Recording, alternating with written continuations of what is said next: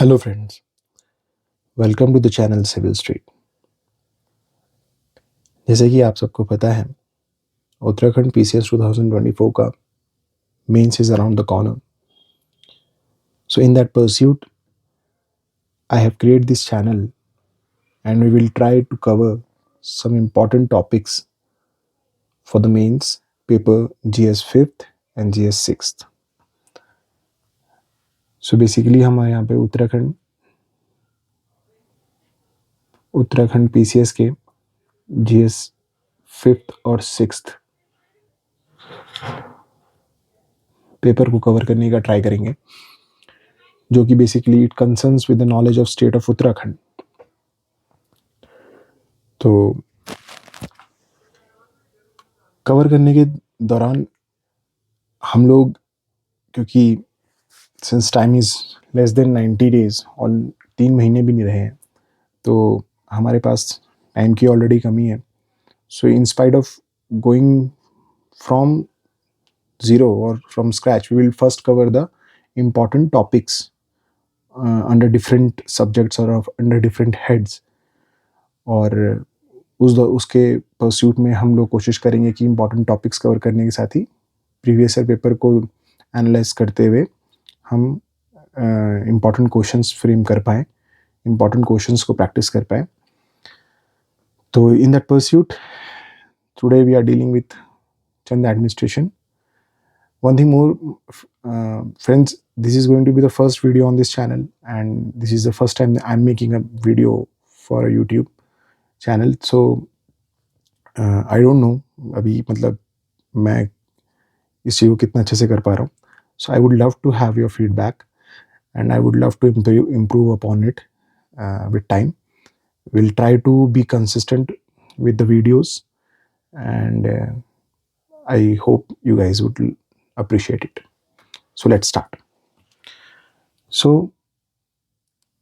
Uttarakhand history के अंदर चंद administration की बात करें तो सबसे पहले हम बात करेंगे कि वो कौन से सोर्सेज हैं जिससे हमें चंद एडमिनिस्ट्रेशन का ग्लिम्स या फिर उसके बारे में पता चलता है.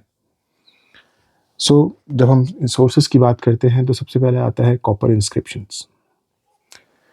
तो ये कॉपर इंस्क्रिप्शंस हुआ करते थे, ऑफ जो कि हमें चंद एडमिनिस्ट्रेशन का आइडिया देते हैं. इनको बनाने का काम बेसिकली टमटा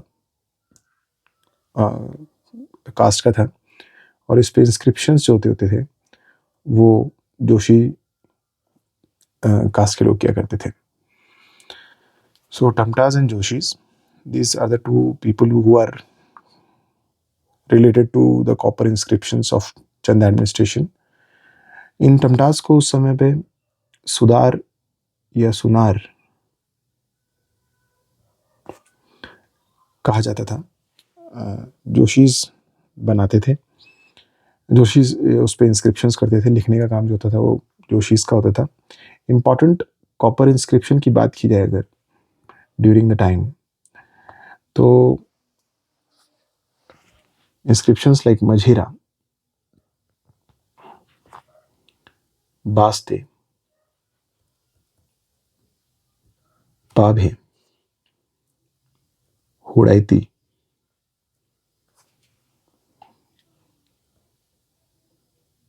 खेती खान,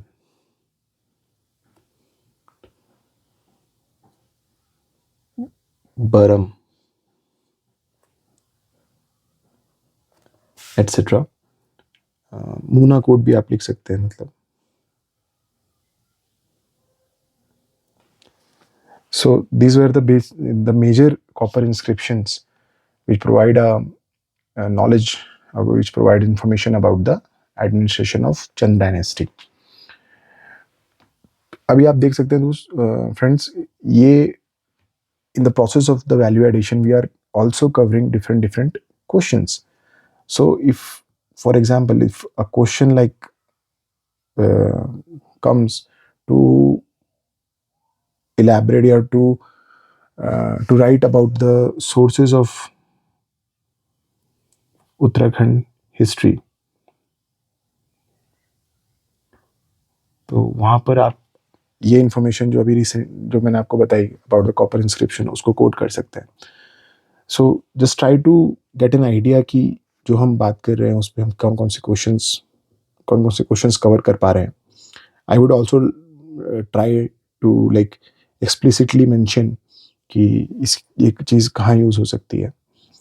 खैर, तो जैसे कि कॉपर इंस्क्रिप्शन की बात करी, टमटाज जो थे वो बनाते थे और जोशीज जो थे वो लिखने का काम करते थे. इसके अलावा one of the most important source, अगर आपने उत्तराखंड हिस्ट्री अभी तक पढ़ी है या थोड़ा बहुत समझा है तो आपको पता चलेगा कि Gopeshwar Trishul lake is one of the most important source to study about the different kingdoms that ruled over the land of Uttarakhand.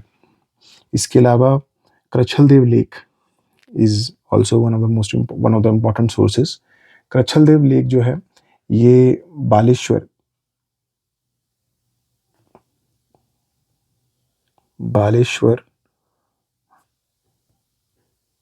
Almora के पास प्राप्त हुआ था and it dates back to 1223 AD. इसके अलावा ये तो हो गए हमारे आर्कियोलॉजिकल सोर्सेज. और इसके अलावा जैसे लिटरेरी सोर्सेज की बात की जाए तो द वर्क ऑफ भरत कवि के द्वारा लिखा गया मनोदय काव्य is one of the important source.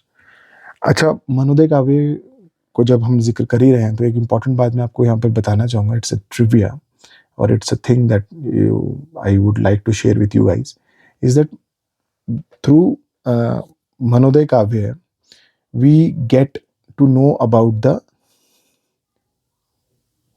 genealogy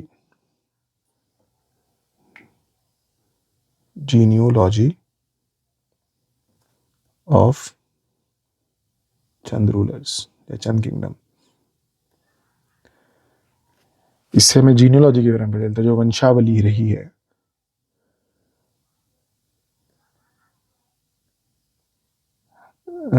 चंद साम्राज्य के दौरान, तो उसके बारे में पता चलता है.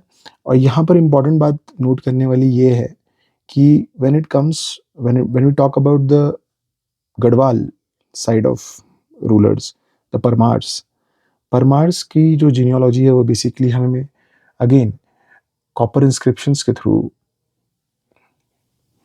पता चलती है. But in case of Chand administration it is the literary source of Bharat Kavi, the Manoday काव्य, जो हमें जीनियोलॉजी प्रेजेंट करता है. ये मुझे लगा मैं आपसे शेयर करूँ तो मैंने आपको बताया.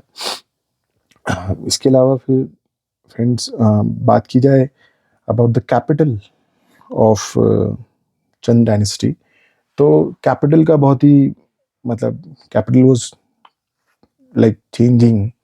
The Chand rulers used to change capitals every now and then. So but अगर मोटा मोटा बात की जाए तो इनिशियली चंपावत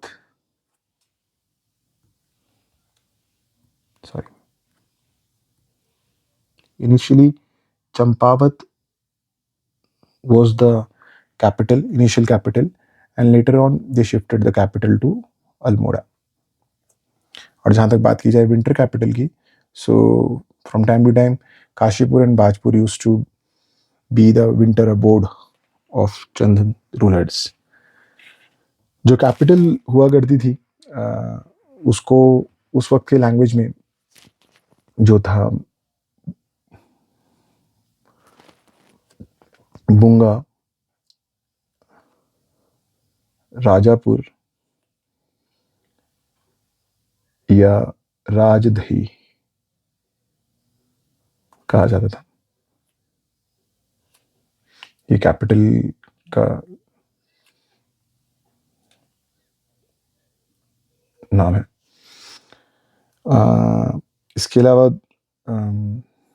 अब हम बात करते हैं द डिफरेंट पोस्ट और different authorities that were there in during the Chand administration. So again the highest authority was the king, or he used to hold the title of Shri Raja Dhiraj and Maharaja Dhiraj. among many. The two most important titles the king used to hold was Shri Rajadhiraj and Maharaja Dhiraj. उन king के बाद the second important authority was the mantri parishad. मंत्री परिषद के under the mantri parishad there were different post और different important positions like Bakhshi. Bakshi used to deal with the army and economy of the time, and उसके बाद there was a wazir who basically मतलब who क्या कहते हैं manages the administration of the rulers of the kingdom. There was this person called Lekhya who used to do the work of record keeping. And then there's a Kalamdan. Kalamdan के बारे में मैं mention करना भूल गया, but it is one who issues king's orders. King के orders को जो इशू किया करता था उस पोस्ट पे जो व्यक्ति होता था उसको कालमदान कहते थे. इसके अलावा faujdar and killedar was a post. ये बेसिकली गार्ड करते थे the boundaries of the empire including forts. जो किले हुआ करते थे उनको. पुरोहित और Dharmadhikari, as the name suggests, they basically belongs or they basically were the priests of the kingdom. इसके अलावा एक इम्पॉर्टेंट पोस्ट होती है सयाना, बूढ़ा और ठोकदार की, जो कि बेसिकली रेवेन्यू कलेक्शन से रिलेटेड थी. इसके आगे मैं आपको आगे समझाता हूँ. इसके so this is pretty much about the different kind of authorities that were prevalent in the administration of Chand rulers. इसके अलावा हम बात करते हैं how the entire kingdom or the administration was divided, है ना. तो so again सबसे important was the kingdom, the राज्य. और इनके नीचे किंगडम के नीचे जो सेकंड रहता था उसको मंडल कहा जाता था. Mandal was basically of two types. So जो मंडल के अंदर एरिया होते थे, मंडल बेसिकली टू एरियाज थे, दो तरह के रीजन्स हुआ करते थे. One were under the samants, जो सामंती राजा हुआ करते थे, and the other one was या the major one was basically under the raja and the other one were samant. तो ये किंगडम के नीचे दो तरह के होते थे. जो डायरेक्टली राजा के उस टेरिटरी होती थी जो राजा के अंडर आती थी, और जो कुछ वो होते थे दे यूज्ड टू पे टैक्सेस. द सामंत्स यूज्ड टू पे टैक्सेस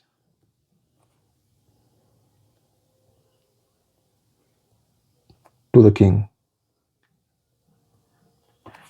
और ये एरियाज बेसिकली सामंत्स गवर्न करा करते थे.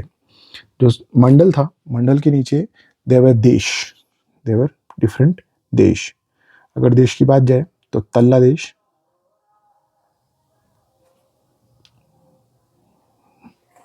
मल्ला देश. जो लोग उत्तराखंड से बिलोंग करते हैं उनको थोड़ा सा आइडिया रहेगा कि तल्ला और Malla, this are the very familiar terms here, और basically used to denote or used to signify about the areas which were near to the river or the water sources basically. Khadak Desh and Doti. So they were basically, as far as I remember, there were 4 desh that were there in the Chanda administration. देश के under Parganas हुआ करते थे. और मैं एक minute थोड़ा सा इसको करना चाहूँगा बिकॉज आई थिंक लिखने के लिए थोड़ा सा एरिया चाहिए होगा.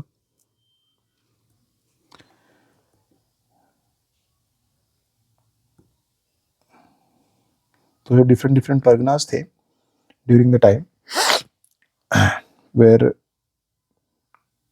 काली कुमाऊं, जो प्रेजेंट टाइम में चंपावत का रीजन है, सौर एंड सीरा. ये बेसिकली दो डिफरेंट थे, तो let me right it that way. सौर और सीरा, ये जो दो एरिया है ये बेसिकली मैं कंफ्यूज हो रहा हूँ थोड़ा सा कि कौन सा क्या है, बट हाँ जहाँ तक मुझे याद है Sor is the Didihat area and Sira basically is the Pithoragarh.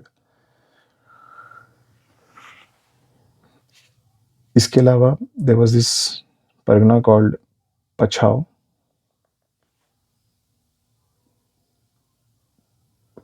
one was Kotli,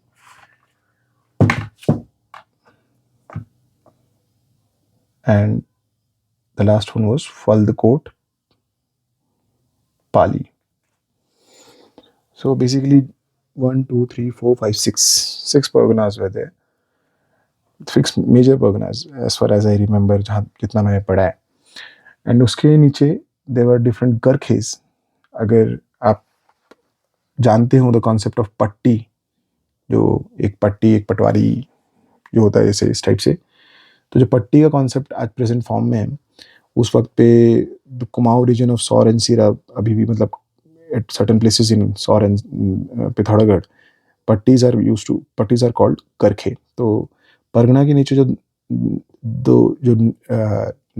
next level of administration था वो गरखेज थे, और गरखेज के अंदर डिफरेंट विलेजेस आते थे। परगनास जो होते थे उनको एडमिनिस्टर करते थे जो उनको सीकदार या सरीदार कहा जाता था। अच्छा, इसमें एक चीज़ इंपॉर्टेंट ये भी हमें ध्यान में रखनी चाहिए कि परगनास भी दो तरह के हुआ करते थे, the civilian Parganas and the Parganas under the military, under a certain military commander, है ना। तो परगनास भी दो टाइप के थे, सिविलियन और under command of military personnel. तो ये इनके एडमिनिस्ट्रेशन का हायरार्की हो गया, मतलब एडमिनिस्ट्रेशन का वो गया ट्री। इसके अलावा जो विलेजेस हुआ करते थे, विलेजेस को बेसिकली जो एक सयाना या बूढ़ा वो अथॉरिटी हुआ करता था वहाँ पे, वो एडमिनिस्टर करता था। उसके नीचे पे जो बंदा आता था उसको हम wait a minute,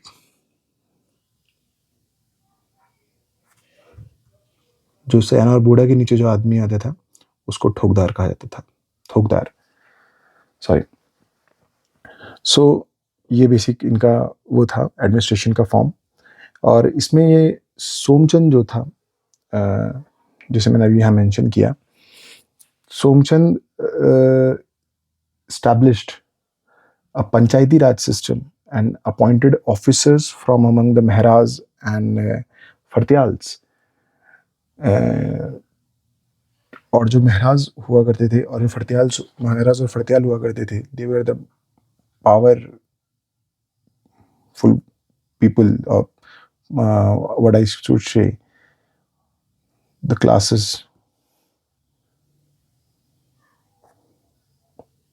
holding powerful positions. इनमें से जो महराज थे वो कटोलगढ़ के महराज, and Phartyal came from a person, वो फर्त्याल्स का जो ओरिजिन था, they were from a place called Dungri, DUNGRI। इसके अलावा जोशीज, बिष्ट और Pandes are the other important classes or important castes of Chand administration इसमें। और yeah, that's pretty much it. Now we come towards the justice delivery system. Justice delivery system की बात की जाए तो जो किंग था अगेन सुप्रीम था, and he deliver justice under the title of Dev, जो कि हम अगर कंटेम्प्रेरी इंडिया के पॉइंट ऑफ व्यू से देखें तो there were certain kings who says that they are the voices of the God, है ना। तो सिमिलर पैटर्न हम यहाँ पे देख सकते हैं। So king was supreme and he has the exclusive right to capital punishment. He is the only one who can order the execution of a person in the pursuance of justice slavery. So जो place of execution हुआ करता था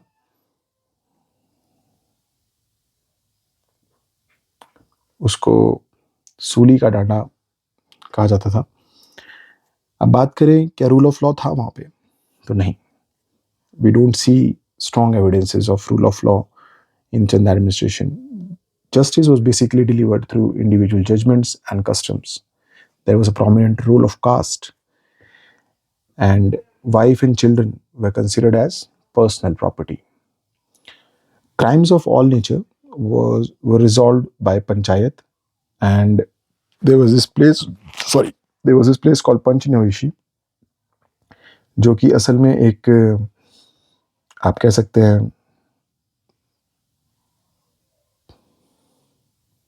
पंचायती court, पंचायती कचहरी थी।